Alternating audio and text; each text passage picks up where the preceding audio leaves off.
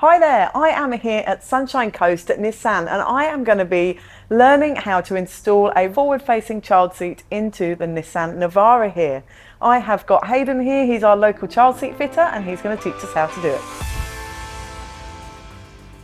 Before you start the installation, basically what you need to do is locate where your ISOFIX points are and locate where your tethered points are, which are up here. You're going to find it way easier if you do take your headrests out first before you begin. So in Australia, you have to use two methods of attachment by law for your child seat.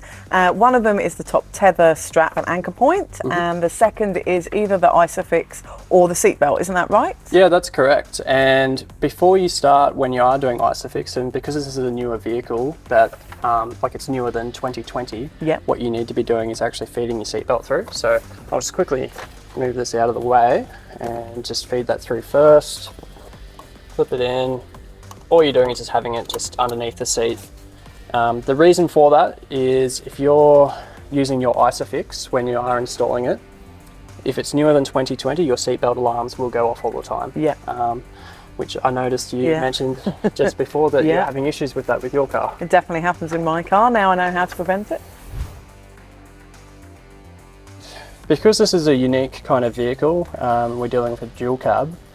I always try and start with just by hooking the tether strap up first. Generally most seats you'll do the bottom connection first, but I'll hook this one up first, then do the bottom connection and then tighten the tether strap. Okay.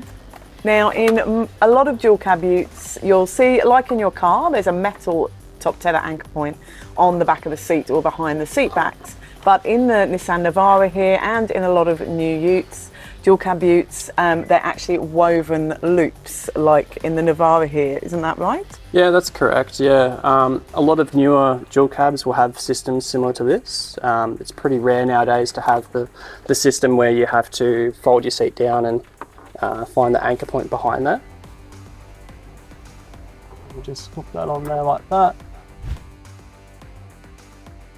Get your ISOFIX out and make sure that there's no twists in there, and locate where the bars are inside of the vehicle. Normally I'd go around the other side and have a bit better look.